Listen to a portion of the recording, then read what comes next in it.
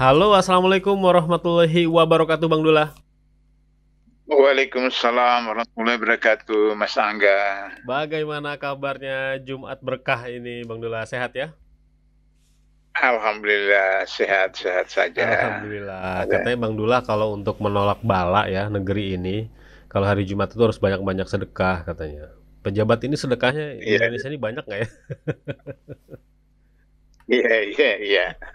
Cuma sedekah itu bisa macam-macam. Bisa Sedekah macam-macam. duit, sedekah pemikiran, Iya, iya. sedekah waktu, Betul, sedekah tenaga.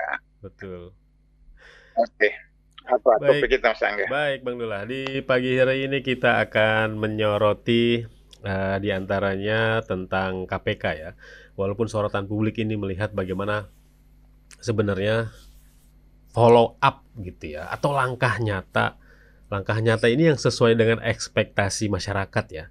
Ketika dua mantan menteri ini sudah diperiksa, yang terbaru adalah mantan menteri agama kaitannya dengan kuota haji.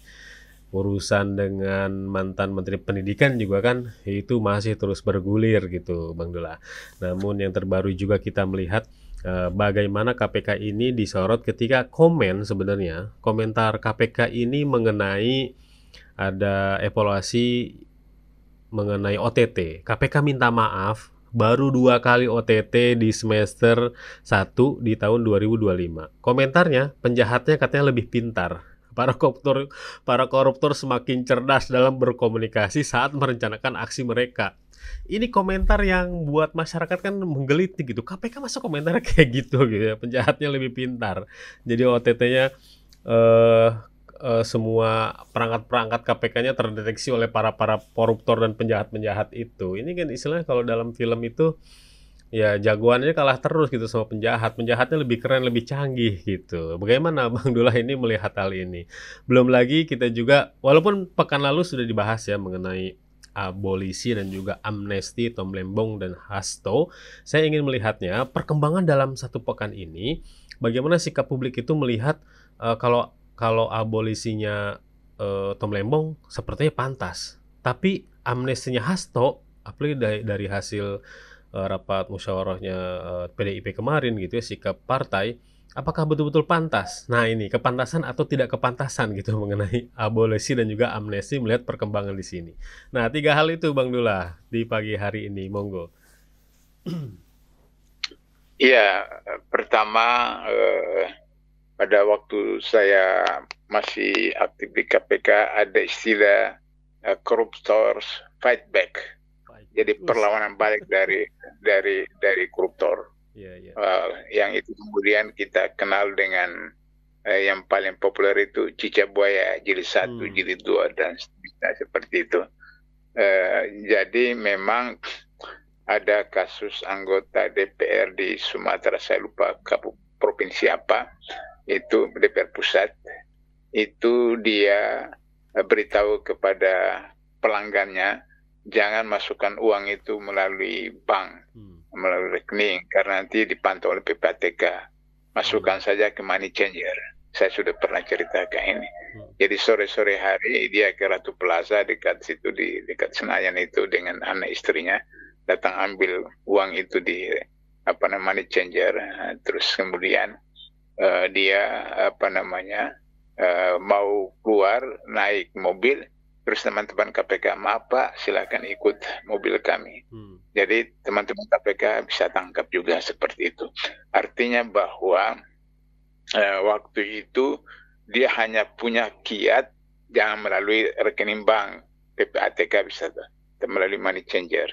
Tapi dia lupa bahwa HP-nya itu masih dipantau oleh KPK. Sehingga demikian maka KPK bisa membuntuti dia sehingga ambil uang dan ditangkap. Hmm. Tapi belakangan ini kemudian orang itu punya HP tidak satu, bisa sampai 2, sampai 3, sampai berapa lah gitu sebetulnya.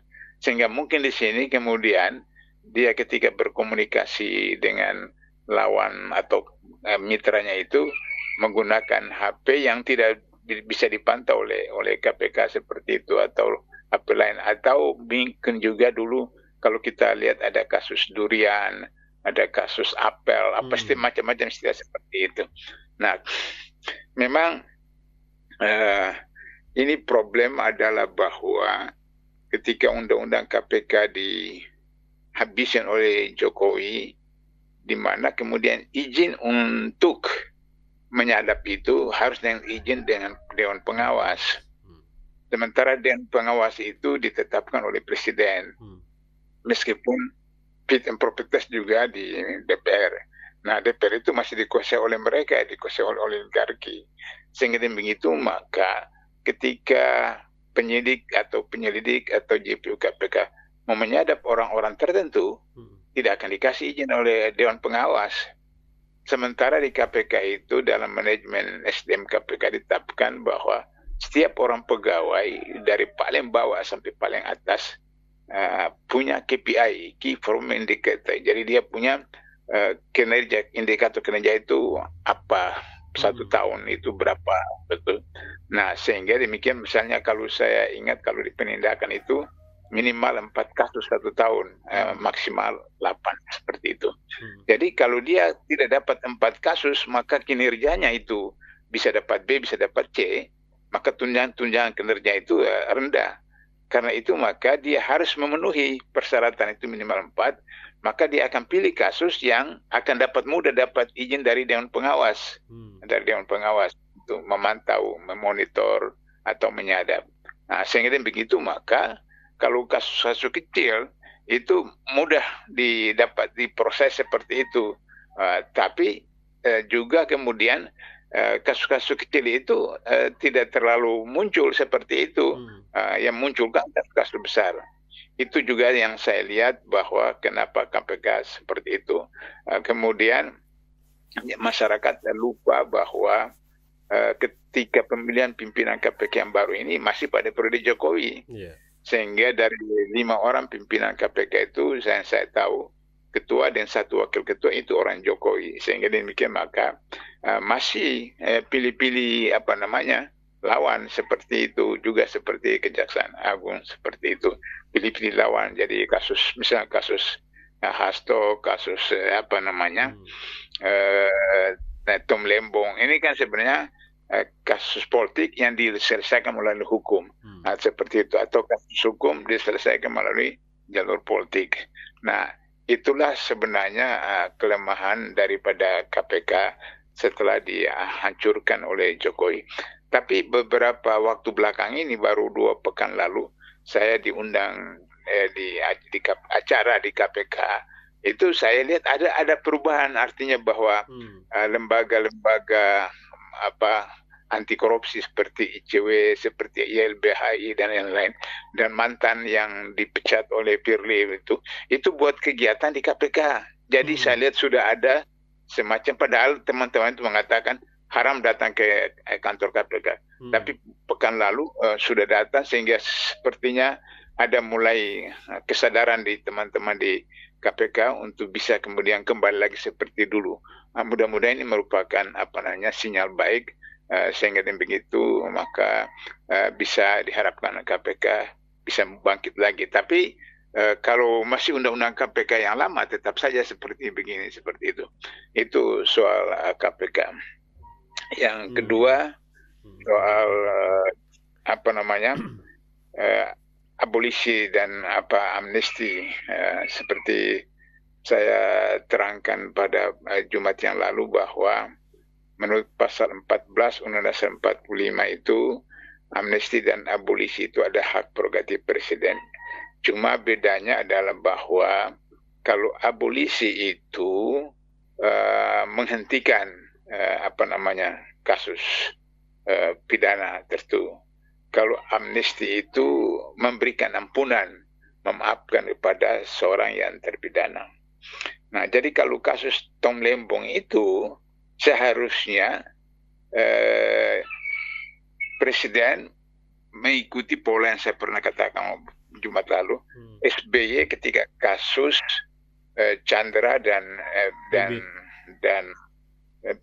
bukan Bambang Widianto dengan Abraham Samad itu dikriminalisasi, maka kemudian sampai ke Kejaksaan Agung, maka SBY sebagai kepala negara, bukan sebagai presiden, bukan sebagai kepala pemerintahan, tapi sebagai kepala negara. Sebagai kepala pemerintahan, presiden tidak boleh mencampuri tugas aparat penegak hukum. Tapi sebagai kepala negara itu bertanggung jawab. Bisa seperti itu. Sehingga kemudian Kejaksaan Agung menghentikan proses penuntutan terhadap Abraham Samad, Bambang Widianto. Dengan demikian maka Kejaksaan Agung itu tidak losing face, tidak kehilangan muka seperti itu.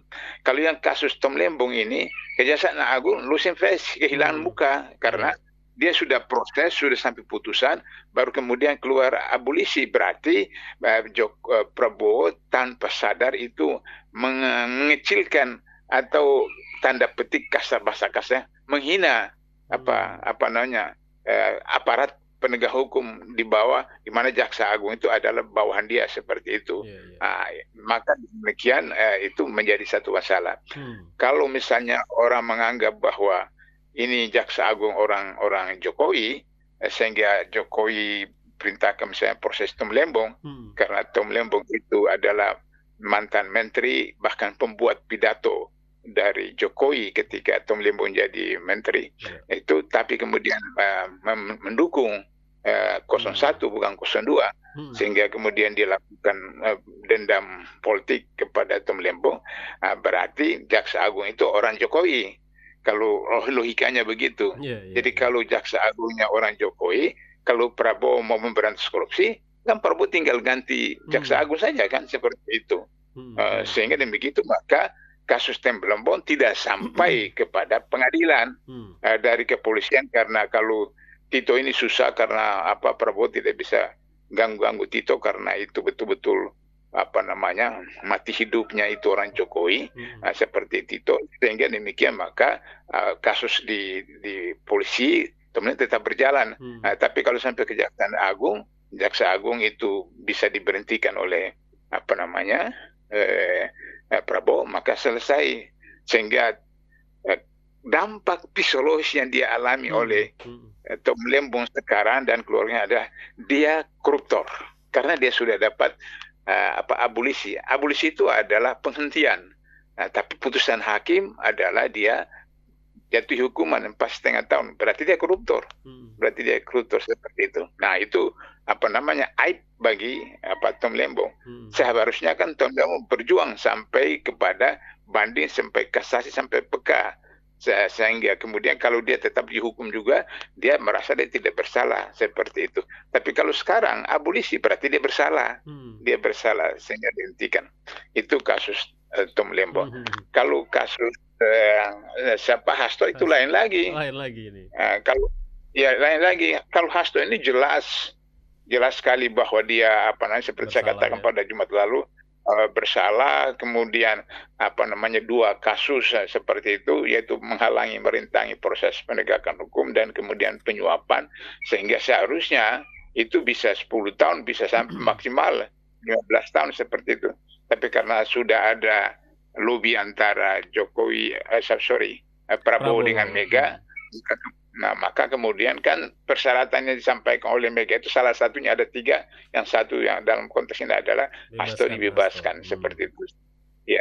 Sehingga dengan begitu maka kalau naik banding ke kasasi, itu bisa saja banding itu naik hukumannya, kasasi tambah naik lagi, maka kemudian gunakan amnesti untuk kemudian membebaskan Hasto. Jadi dalam konteks ini maka Prabowo akan dicap sebagai pendukung koruptor, karena jelas Hasto itu korupsi, dan kemudian Prabowo membebaskan dia dengan amnesti. Berarti Prabowo tidak mendukung pemberantasan korupsi. Ini yang saya khawatir, orang-orang sekitar Prabowo itu mau menjatuhkan Prabowo dalam rangka tidak sampai 2009 dengan membisikkan atau menyarankan amnesti dan abolisi seperti itu, untuk justru kemudian menjatuhkan sendiri wibawa atau integritas dari Prabowo sendiri. Saya khawatir seperti itu.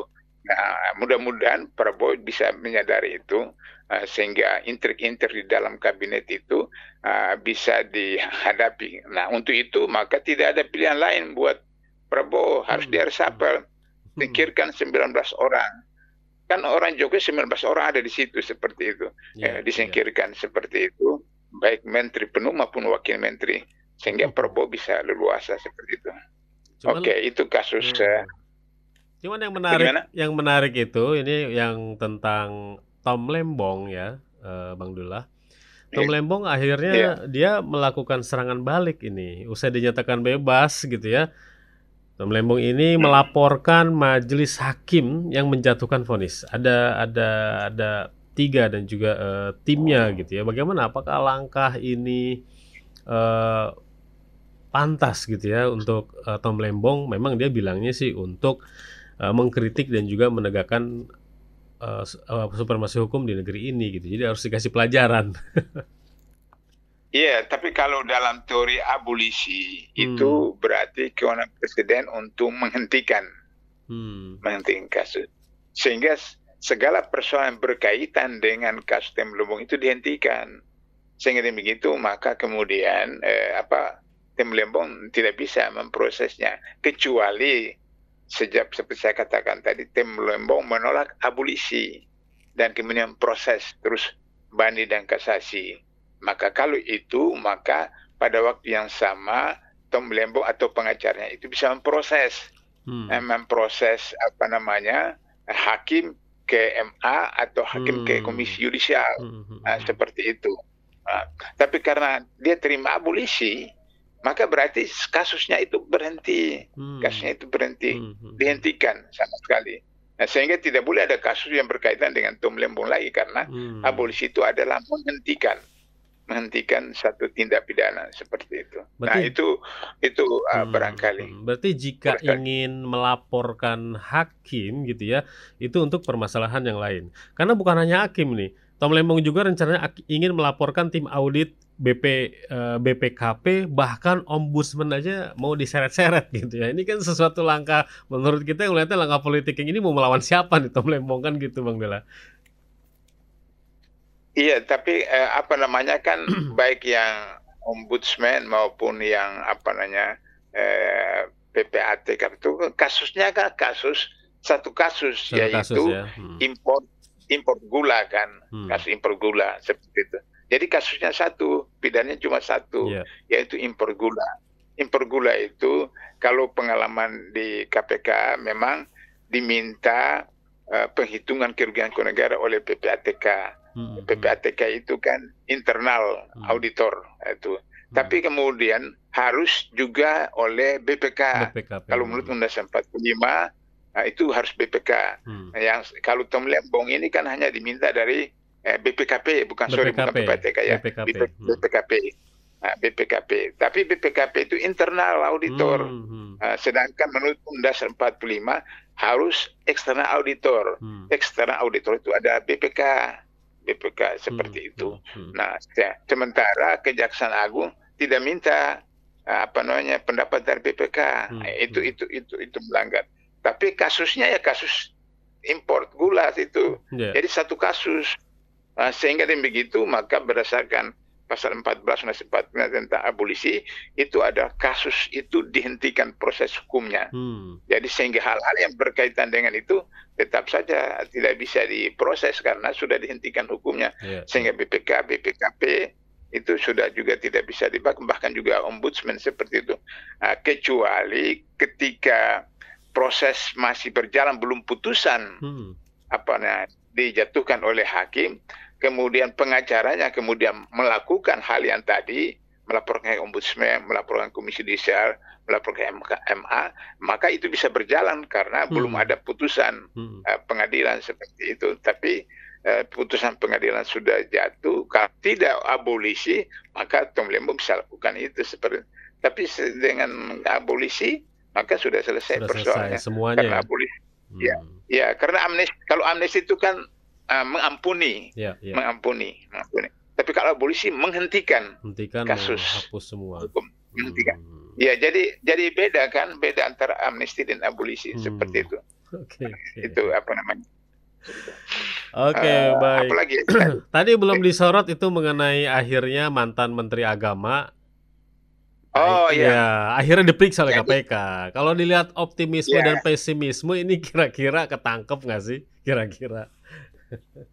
ya kalau itu yang tadi saya katakan bahwa kalau misalnya apa talak satu, talak dua, talak tiga antara Jokowi dengan Mega, Hmm. nah itu Nah, talaknya tiga atau talak satu atau talak dua.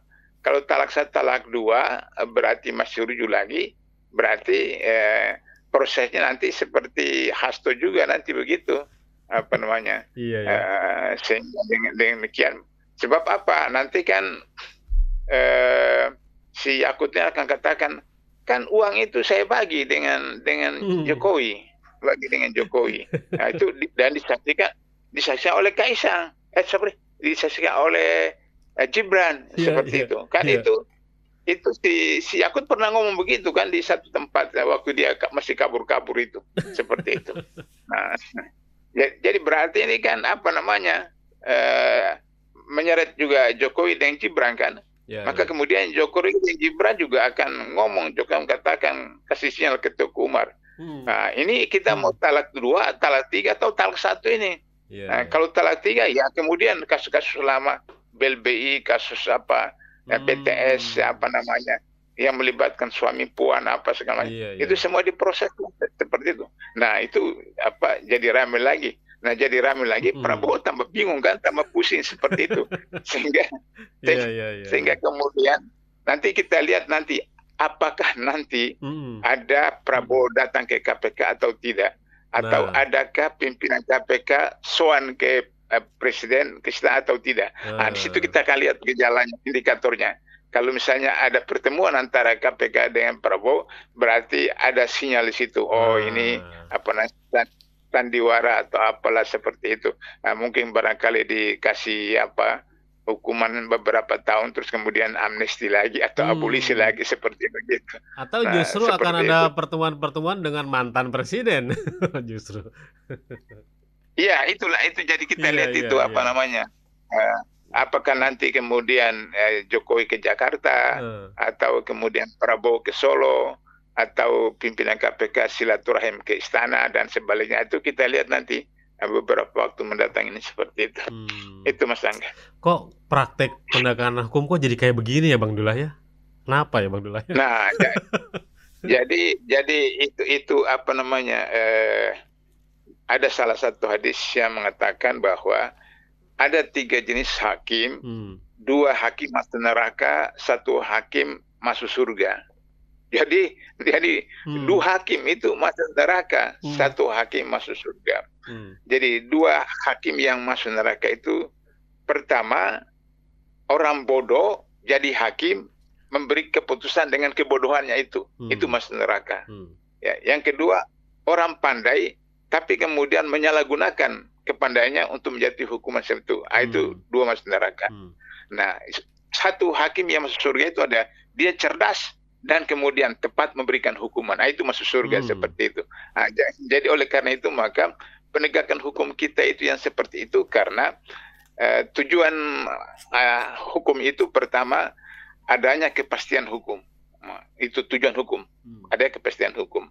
Nah, karena itu selalu saya katakan kita tidak bisa mengatakan Soekarno itu komunis karena tidak ada pengadilan yang memutuskan Soekarno terlibat atau tidak ketika pulas.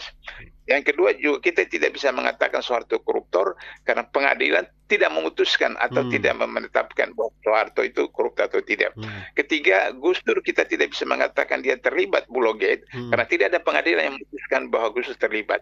Nah, karena itu saya katakan agar supaya Jokowi juga tidak menghadapi hal seperti itu maka harus diadili sehingga kemudian diputuskan bahwa Jokowi itu korupsi atau tidak supaya tidak terulang lagi karena itu tujuan hukum begitu ada kepastian hukum. Yang kedua tujuan hukum itu ada tegaknya keadilan, tegaknya keadilan. Jadi misalnya apa namanya pencuri ayam pakai 362 pasal 36 KUHP langsung kemudian ditangkap kemudian jatuh hukuman 1 tahun 2 tahun 3 tahun tidak ada pakai pengacara tidak ada penangguhan penahanan. Tapi kalau koruptor miliaran bahkan triliunan itu bisa ditangguhkan penahanan pakai lawyer dan kemudian cuma 5 tahun atau 4 tahun seperti itu. Nah, itu Hmm. tidak adil seperti itu. Yang terakhir, tujuan hukum itu adalah kepentingan masyarakat. Mas Angga dulu waktu saya masih di KPK, kami Hmm. tangkap ketua Walubi. Ketua Lobi itu kasusnya cuma berapa miliar. Iya. Tapi itu merugikan masyarakat karena dirampok tanah di Sulawesi Tengah sana. Dibeli dengan Hmm. harga seperti katakanlah kasus PIK 1, PIK 2 ini. Dengan Hmm. harga cuma berapa puluh ribu seperti itu. Hmm. Nah, sehingga akhirnya kemudian ketika dijatuhkan hukuman, maka kemudian tanah-tanah itu dibebaskan yang di Sulawesi Tengah itu. Nah, itu kepentingan masyarakat.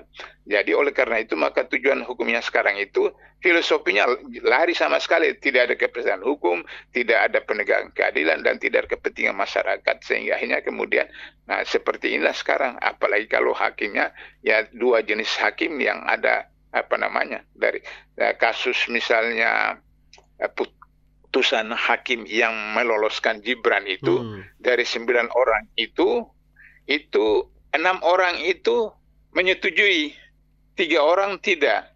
Berarti 2/3 yang setuju. Jadi berarti hadis tadi itu 3 hakim, 2 masuk neraka, kemudian 1 masuk surga. Jadi dari 9 hakim ini 6 orang ini masuk neraka kan, 3 orang yang masuk surga seperti itu. 1/3 ya. Iya.